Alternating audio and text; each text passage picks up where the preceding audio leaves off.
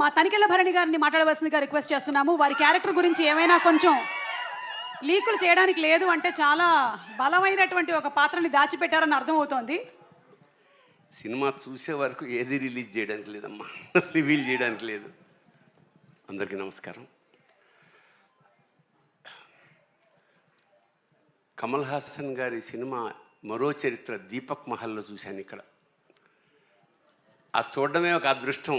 అలాంటి నుంచి ఆయనతో కలిసి యాక్ట్ చేయడం అనేది నా పూర్వజన్మ సుకృతంగా భావిస్తున్నాను. Anybody for that matter, any artist మొత్తం భారతదేశంలో కాదు, యావత్ భూప్రపంచంలో లోకనాయకుడు అంటే కమల్ హాసన్. That's all. అంటే ఒక క్యారెక్టర్ కోసం ఆయన తీసుకునే శ్రద్ధ, commitment.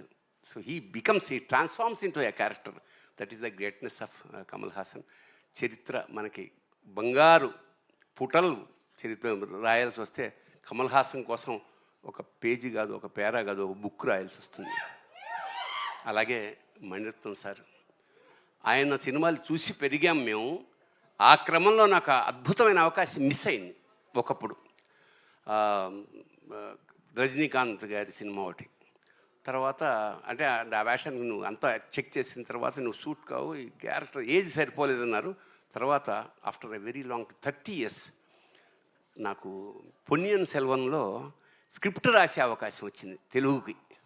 So that was a very great opportunity. అప్పుడు నేను అడిగా మాట మణి గారిని, సార్ ఎప్పుడో సినిమా మిస్ అయిపోయింది సార్, ఒక్క షార్ట్ వేషం ఏమన్నా ఉంటే ఇస్తారా అంటే నవ్వాడు. అంటే ఇవ్వనని అర్థం. తర్వాత ఫోన్ వచ్చింది, చాలా పెద్ద వేషం, చాలా మంచి వేషం, వీళ్ళందరితో కలిసి చేసే అదృష్టం. మా నాజర్ గారు is one of my best friend in the industry.